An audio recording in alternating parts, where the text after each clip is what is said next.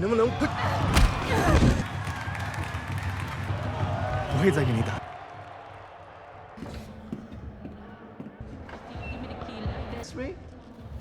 That's really cool. I like. The 10 rings ambushed us in San. And after 3 days, I was weak.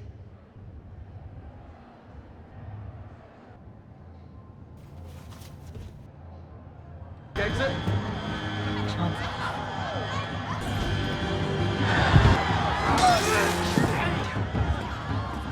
Come on! If we make it to the elevator, we can hop in on the one. Just head straight to that elevator. Time, just keep going.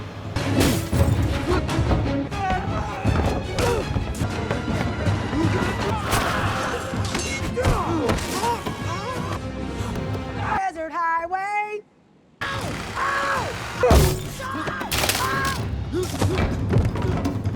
Hang on!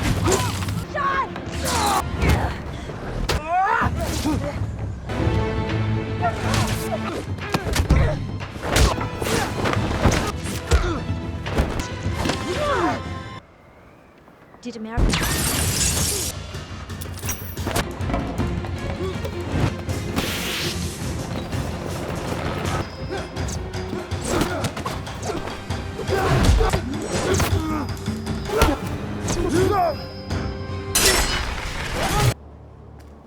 And then they wouldn't be able to.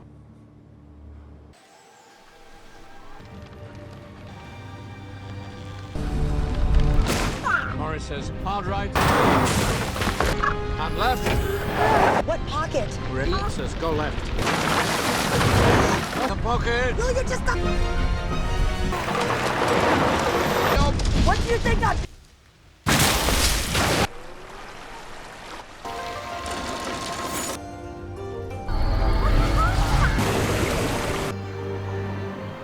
Oh, I think those birds are on top mates of his.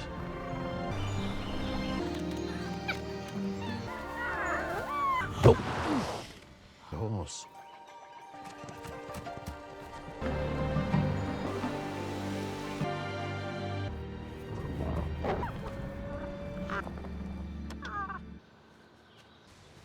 Đại家好，我们是印力的孩子。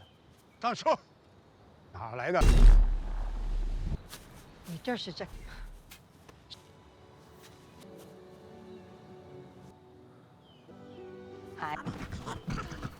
Not a threat. We don't have much time. 1,000 years. Sworn to protect this.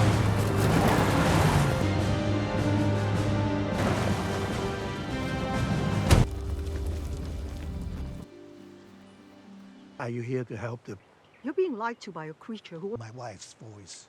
Honor her when you turn her away from your gate. Delza.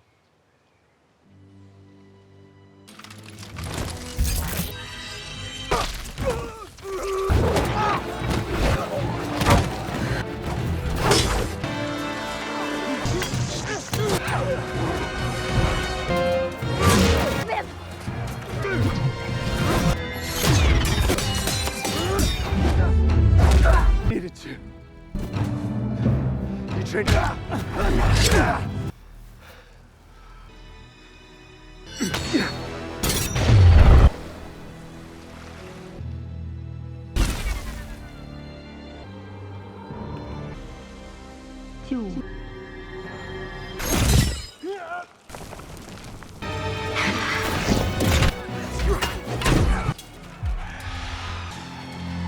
Those things are useless against them.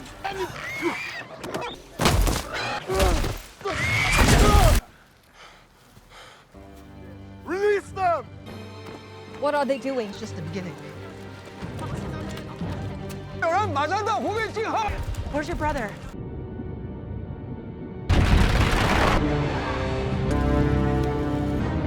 齐天共战。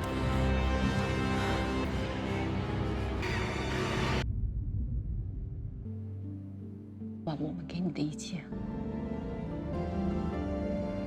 你是妈妈的骄傲。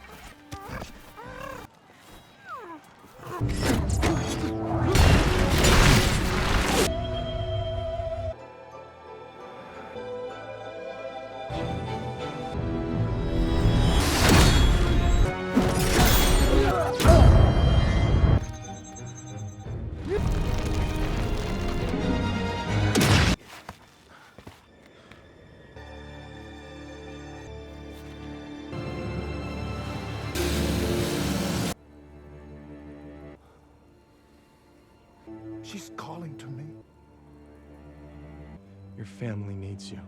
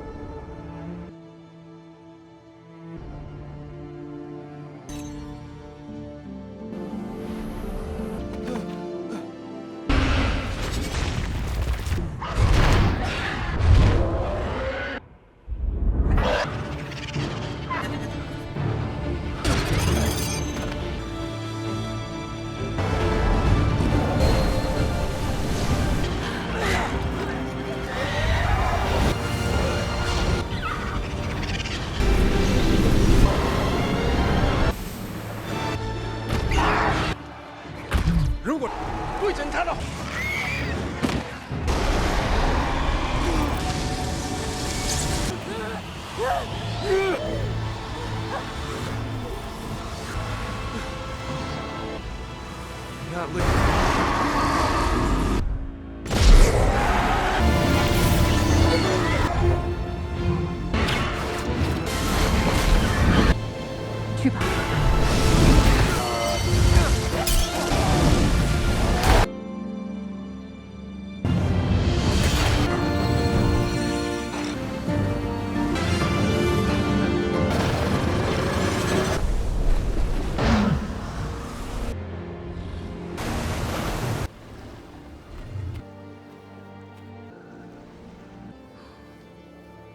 So we might see another and fathers to their memories. Justice.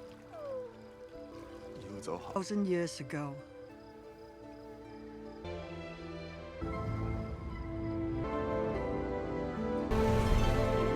Hey guys, today we're diving deep into the mystical, martial arts spectacle that is Shang-Chi and the Legend of the Ten Rings. Get ready to unravel the complex family drama and epic action that makes this movie a standout in the MCU. We kick things off with a fascinating origin story. Centuries in the making as we meet Wenwu, a warlord who stumbles upon a set of 10 mystical armbands, granting him immense power and immortality. With a simple, almost casual flick of his wrist, these glowing 10 rings devastate armies, reshape empires, and, frankly, make him pretty much unstoppable. For 1,000 years, Wenwu, a man who knows how to make an entrance, uses these rings to build a covert organization, subtly influencing history from the shadows. A true puppet master pulling the strings of global events. He's basically the original boss level, and everyone else is just trying to catch up. I put a lot of work into these, so if you like what you see, a like and a subscribe is always appreciated. No worries if not. But even a 1,000-year-old immortal warlord gets tired of conquest.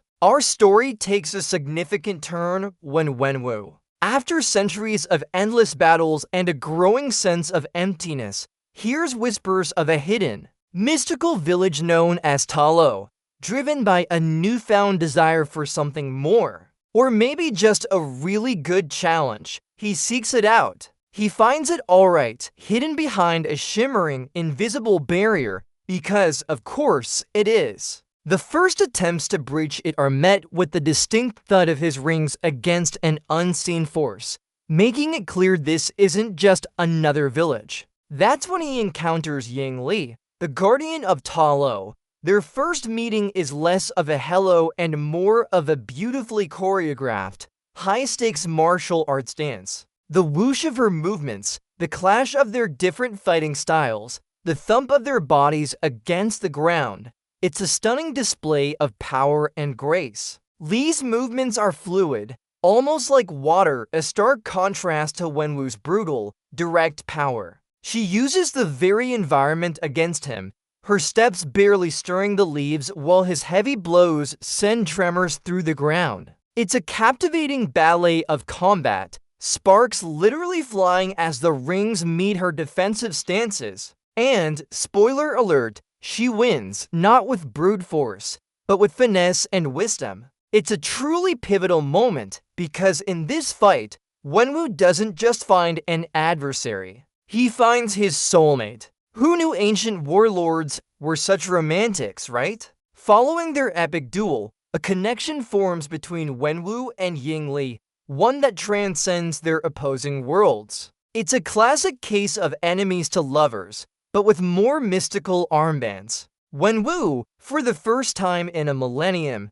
finds a reason to put down his weapons. The man who once craved endless power now craves a quiet life. He surrenders the 10 rings, the source of his eternal reign and destruction, placing them reverently into a wooden chest. The clunk of the rings as they settle into their new resting place marks a seismic shift in his existence. He exchanges the roar of battle for the gentle laughter of a family. They build a life together, raising 2 children, Shang-Chi and Leung. The sounds of their children playing, the quiet rhythm of domesticity, replace the screams of war. It's a serene, almost idyllic existence in their secluded bamboo home, a stark contrast to Wenwu's violent past. You can almost feel the calm in the air, a warmth that radiates from their small, happy family. It's a beautiful, if brief, glimpse into a life that could have been, a testament to the transformative power of love.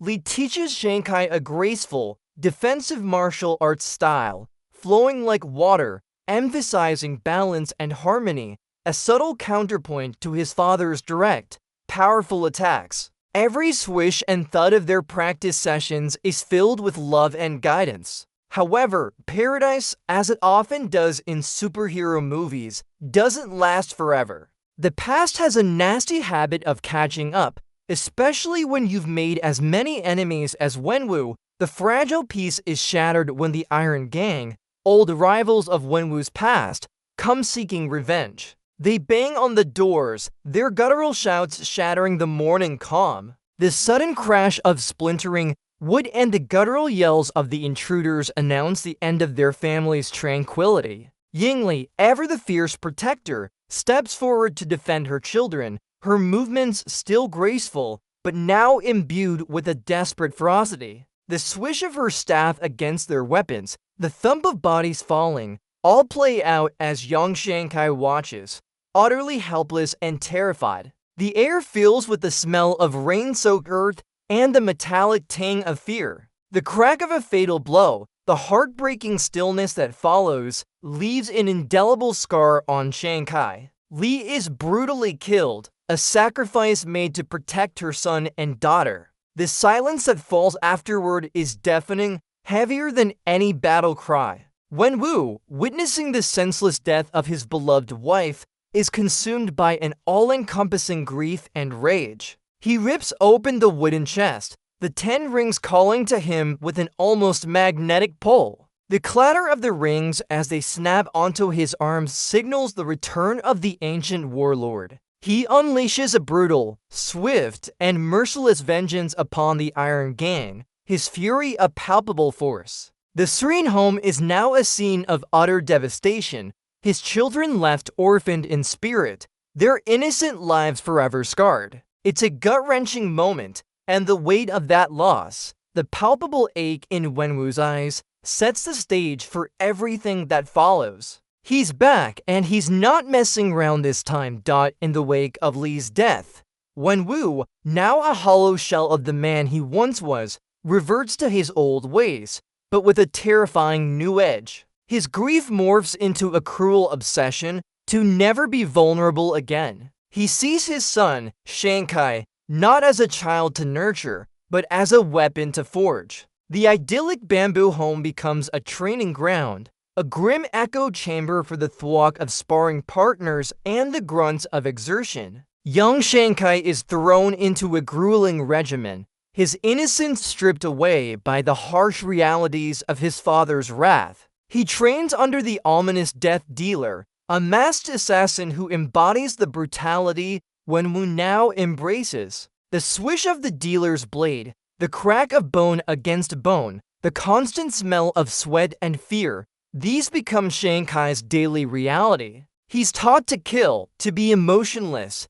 to be a tool. Every punch thrown, every kick landed, is a forced march deeper into a life he never wanted. His sister, Xiaoling, is largely ignored, an afterthought in Wenwu's vengeful plans, left to fend for herself, fostering her own resentment and hidden strength. Shang-Chi's childhood is a symphony of violence, culminating in a mission at age 14 to assassinate the leader of the Iron Gang, the very men who killed his mother. The mission is completed, but the act, the chilling thump of a lifeless body, shatters something within him. He runs, choosing to flee the clutches of his father's dark empire, leaving his sister behind in the desperate hope of finding a normal life, a moment of peace. It's a testament to the human spirit's desire for freedom, even when facing a legacy of destruction. Fast forward 10 years, and we find Shang-Chi,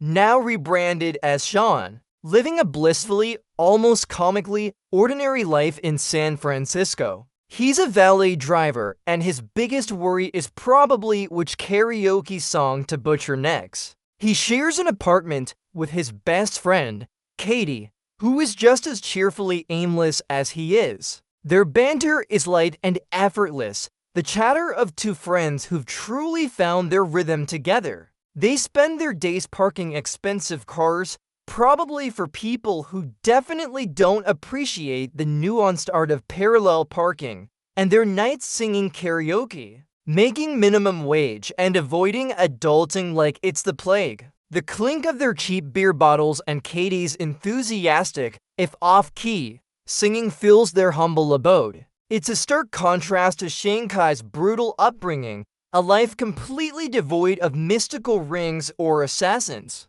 He's buried his past so deeply, he almost convinces himself it never happened. He's running from his destiny and doing a pretty good job of it too. This idyllic, carefree existence is obviously unsustainable because this is an MCU movie and peace is always fleeting. You can almost feel the impending doom hanging over their ramen noodles. But for now, it's just a friends living their best, somewhat irresponsible, San Francisco life. And honestly, who can blame them for enjoying a moment of peace before the universe decides to call them to action?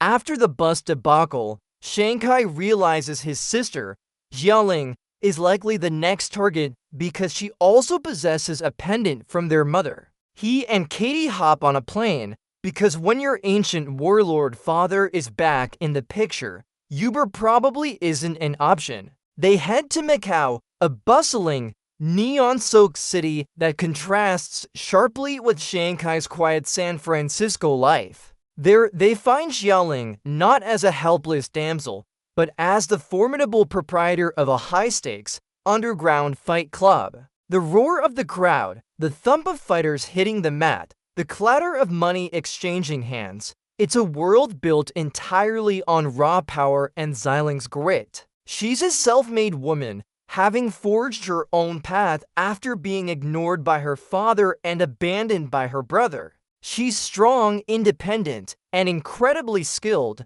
her movements in the ring a powerful dance of efficiency. The crack of her fist, the whoosh of her kick, she's a force to be reckoned with. Her movements are sharp and calculated, a stark contrast to Shanghai's more fluid style. When Shanghai approaches her, the reunion is anything but warm. The air is thick with unspoken resentment, the snarl in her voice as she confronts him about his abandonment echoing years of pain. Her anger is palpable, almost a physical force in the room. She throws jabs not just with her fists, but with her words, reminding him of every slight, every moment of loneliness she endured. Katy, ever the comic relief, tries to mediate, hilariously out of her depth in this familial drama of epic proportions. The stakes are raised when members of the Ten Rings raid the Fight Club, leading to another spectacular brawl, proving that even in a secret fight club, you can't escape family drama or assassins. This whole family reunion is really heating up, and not in a good way, just as the Fight Club brawl reaches its peak.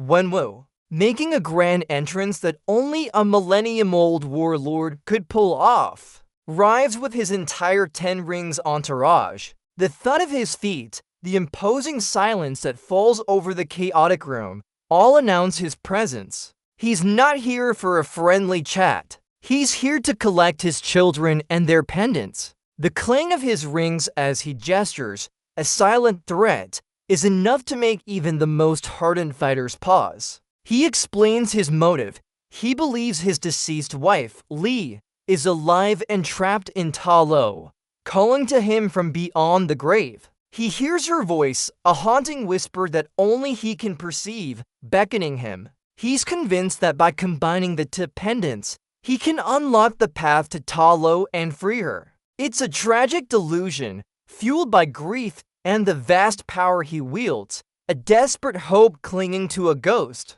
Shang-Chi tries to reason with him, the tension between father and son thick enough to cut with a katana. Xiaoling, her own anger simmering, stands defiant. But Wenwu is unyielding, his eyes burning with a desperate conviction. He doesn't want to hear logical arguments. He wants his wife back. The weight of his centuries of power, coupled with his deep-seated grief, makes him a terrifying and sympathetic figure all at once. He's not just a villain. He's a man consumed by love and loss, albeit a man who could level a city block with a single gesture. The family drama hits a new peak as Wenwu forces his children to accompany him, setting the stage for their journey to Ta Lo and a confrontation with a much older, darker secret en route to Ta Lo. Wenwu's grand, heavily fortified compound reveals another surprising element, a secret prison cell. And in that cell, they find none other than Trevor Slattery, the British actor who famously impersonated the Mandarin in Iron Man 3. The sheer absurdity of finding him there, performing a one-man Shakespearean play for his captive audience, provides a much-needed moment of levity amidst the mounting tension. His theatrical declarations and overly dramatic gestures are a stark contrast to the grim reality around them. Trevor, accompanied by a faceless, adorable creature called Morris, explains that he was rescued by the 10 rings after his capture and kept alive by Wenwu, primarily for his storytelling abilities, because even ancient warlords appreciate a good yarn, I guess. Trevor explains the mysterious voice Wenwu hears is not Li's, but a malevolent entity known as the Dweller in Darkness, an ancient evil trapped behind the Dark Gate in Ta Lo.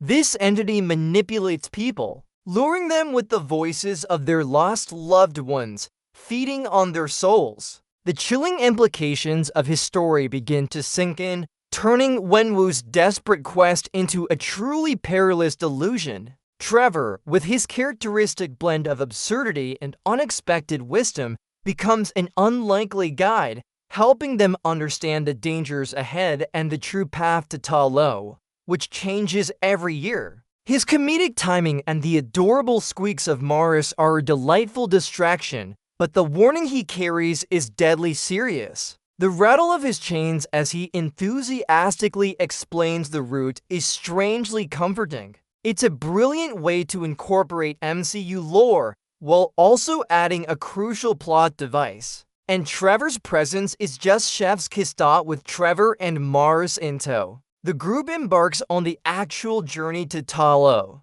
which involves a rather unique and constantly shifting bamboo forest, because clearly, a simple Google Maps route just wouldn't do for a mystical dimension. The rustle of the bamboo, the soft thump of their vehicle on the ancient path, and a sense of deep, primordial magic in the air set a wondrous tone. It's a visually stunning sequence, vibrant and alive, a sharp contrast to the previous gritty fight scenes. Katy, ever the pragmatic outsider, is utterly awestruck. Her gasps of wonder, her wide-eyed fascination with the ethereal creatures that flit through the forest, the Dijong, the mythical nine-tailed fox-like beasts, are completely relatable. It's her entry point into the truly fantastic, and her reactions are just priceless. The air feels different here, thick with magic, the very ground seeming to breathe with ancient energy. They navigate through this shifting, living maze, with Trevor's seemingly nonsensical directions, a mix of theatrical flair and genuine knowledge, guiding them. The chirps of unseen creatures and the distant roar of something much larger create a sense of both awe and impending danger. This journey isn't just a physical one. It's Shang-Chi's first real step back into his mother's heritage, a connection to a side of his family he never truly knew. It's a moment of calm before the storm, allowing the characters to bond, or at least tolerate each other, as they approach the hidden village, a sanctuary of ancient magic and powerful secrets. It's almost like a really intense family road trip. If your family happened to include a warlord, a skilled assassin, a professional karaoke singer, and a theatrical prisoner with a fuzzy Dijong sidekick, after navigating the treacherous, shifting forest, they finally arrive at Ta Lo, and let me tell you, it's not just a village. It's a living, breathing testament to magic and harmony. The vibrant colors, the serene architecture, the peaceful hum of the community. It's an absolute feast for the senses. Here, Shang-Chi and Xiaoling are warmly greeted by their aunt, Ying-Nan, Li's sister, who immediately recognizes the familial resemblance. Her embrace, a tender squeeze after years of separation, offers a glimpse of the loving family Shang-Chi lost. Ying-Nan reveals the true, terrifying history of the Dweller in Darkness. She explains that the Dweller is not just a monster, but a soul-eating beast, imprisoned behind the Dark Gate, manipulating Wenwu's grief with Li's voice. The creak and groan of the ancient gate, even in her description, sends a shiver down your spine. She explains that Ta Lo, with its mythical creatures and unique energy, is the last line of defense against this ancient evil, and the villagers have been guarding the gate for centuries. The whoosh of her hand gestures as she describes the Dweller's immense power paints a vivid, terrifying picture. Wenwu's plan to tear open the gate, thinking he's saving Li, will actually unleash this destructive force upon the world. The revelation is a heavy thud to Shang-Chi, realizing the depth of his father's delusion and the catastrophic consequences of his actions. It's a race against time, not just to save his father, but to prevent an apocalypse, all while connecting with a family he never knew he had. The serene beauty of Ta Lo hides a truly terrifying secret, and our heroes are now squarely in the crosshairs of ancient evil.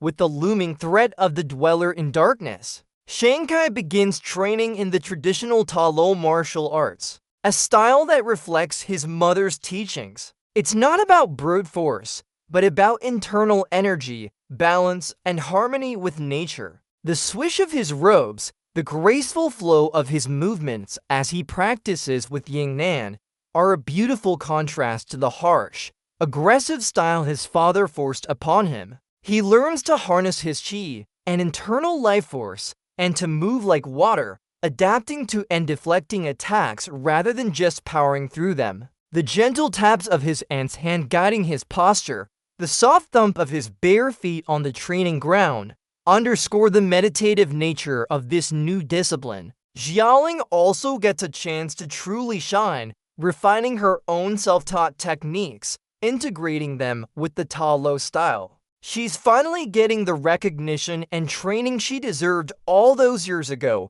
her movements gaining a new precision. Katy, not to be left out, decides she can be useful and takes up archery, proving that she's more than just comic relief. The twang of her bowstring and the whoosh of her arrows, though initially off-target, show her determination. This period of training is crucial, not use.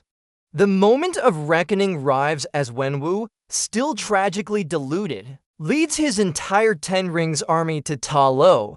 The rumble of his massive fleet of vehicles, the distant chant of his soldiers, and the unmistakable thrum of the Ten Rings as he approaches the shimmering barrier of Ta Lo shatter the village's peace. He still believes Li is trapped, and he's willing to burn down the world to save her. His grief has twisted him into a truly formidable, almost sympathetic antagonist. He unleashes the full might of the rings against the protective barrier, each boom of energy shaking the entire village. The crackling sound of the barrier straining under his assault is a chilling harbinger of what's to come. The villagers, along with Shang-Chi, Leung, and Katy, prepare for battle. The clank of weapons being drawn, the determined shouts of the warriors, and the collective deep breath taken before a desperate fight fills the air. It's a clash of old world versus new world, of raw power versus ancient wisdom.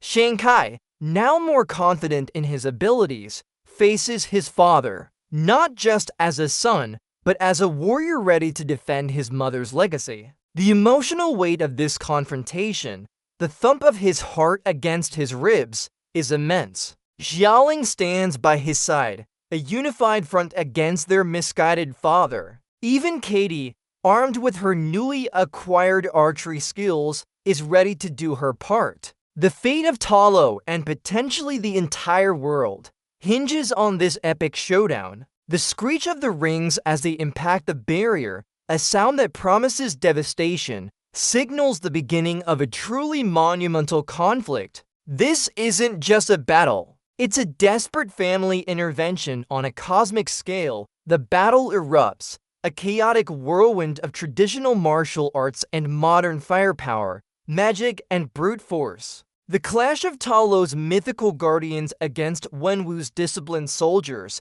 the whoosh of arrows, the thud of bodies hitting the ground. It's an all-out war. Shang-Chi confronts his father, a heartbreaking fight where neither truly wants to kill the other, but both are driven by their convictions. The crack of their fists, the clang of the rings, the grunt of exertion, it's a visceral, emotional duel. Wenwu, despite his love, is relentless in his delusion, believing he's freeing Li. He uses the 10 rings with devastating precision, overwhelming Shang-Chi with centuries of combat experience and raw power. The sheer force of his attacks pushes Shang-Chi to his limits. As the fighting rages, Wenwu reaches the Dark Gate, the ancient, heavy doors groan under his assault, his rings hammering against them with increasing ferocity. The shrieks of the dwellers' whispers intensify, pushing him further into his delusion. He finally breaches the gate with a monumental crash,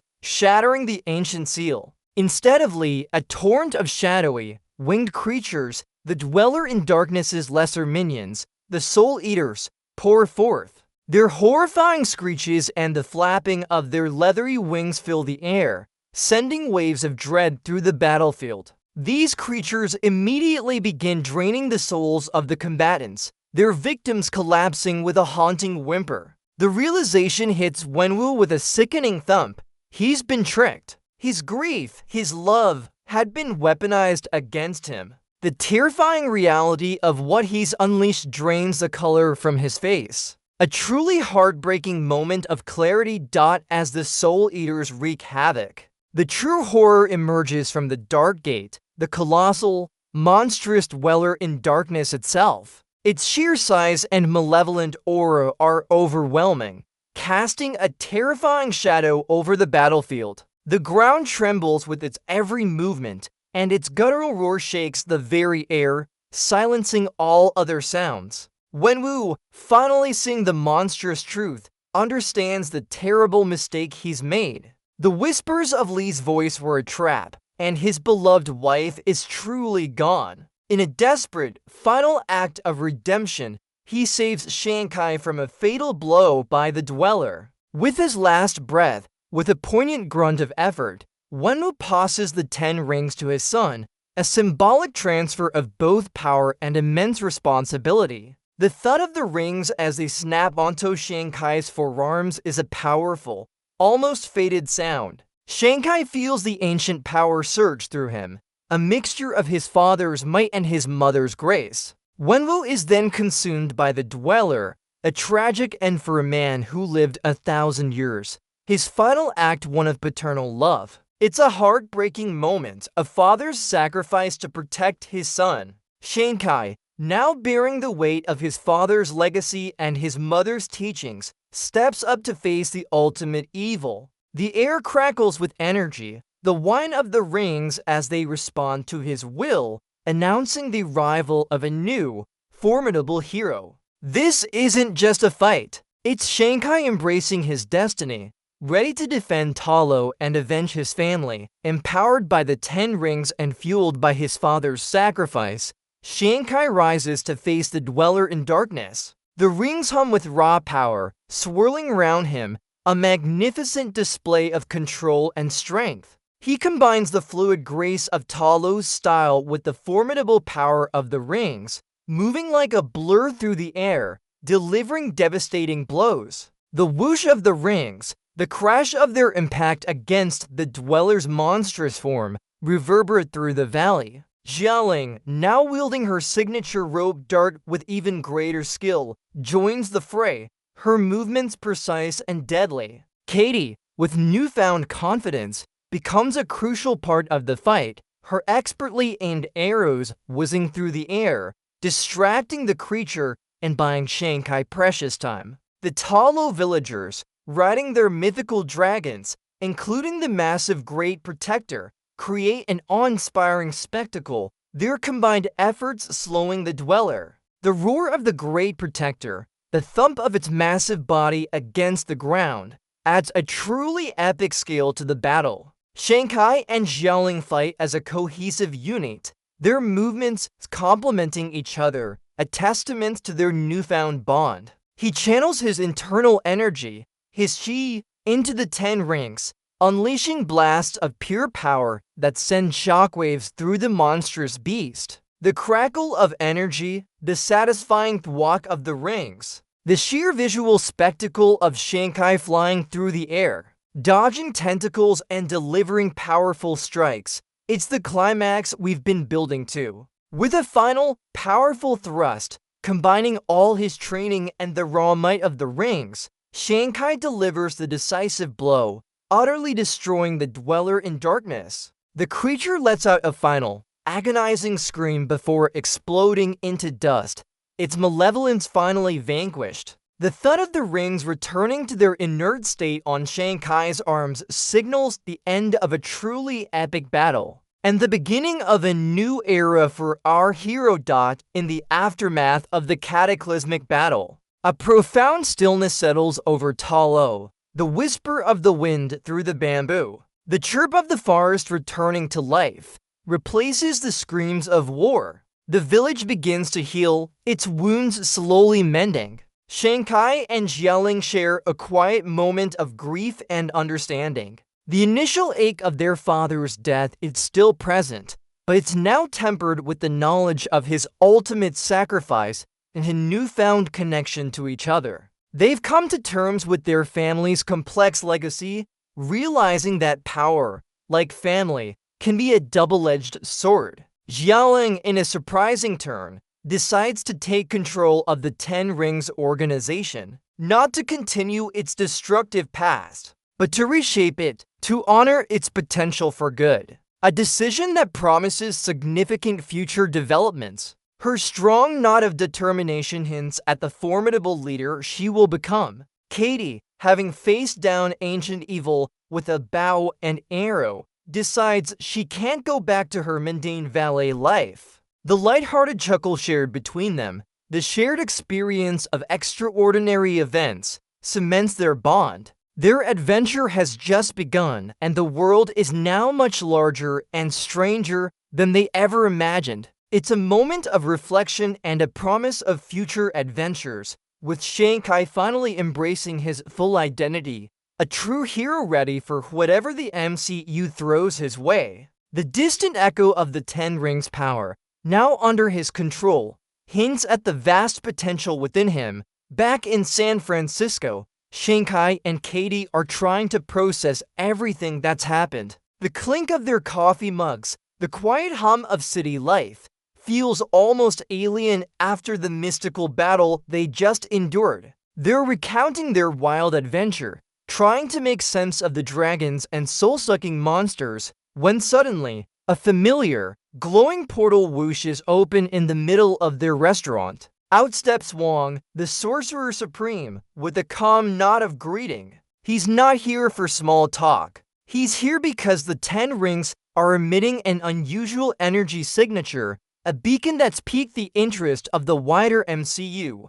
He needs Shang-Chi's help to understand this ancient, powerful artifact. He invites them to Kamartaj, the mystical training ground for sorcerers. It's a moment that perfectly blends the personal story of Shang-Chi with the grander narrative of the Marvel Cinematic Universe, a gentle thump into the larger world. This scene underscores the fact that Shang-Chi's journey is far from over. It's only just beginning, now intertwined with the fate of Earth's mightiest heroes. It's the moment they truly become part of something bigger, stepping through the glowing portal and into a new destiny. The crackle of the portal as it closes behind them signifies their official entry into the big leagues. The mid-credits scene shows the newly formed trio, Shang-Chi, Katy, and Wong in Kamartaj, discussing the rings with Bruce Banner and Captain.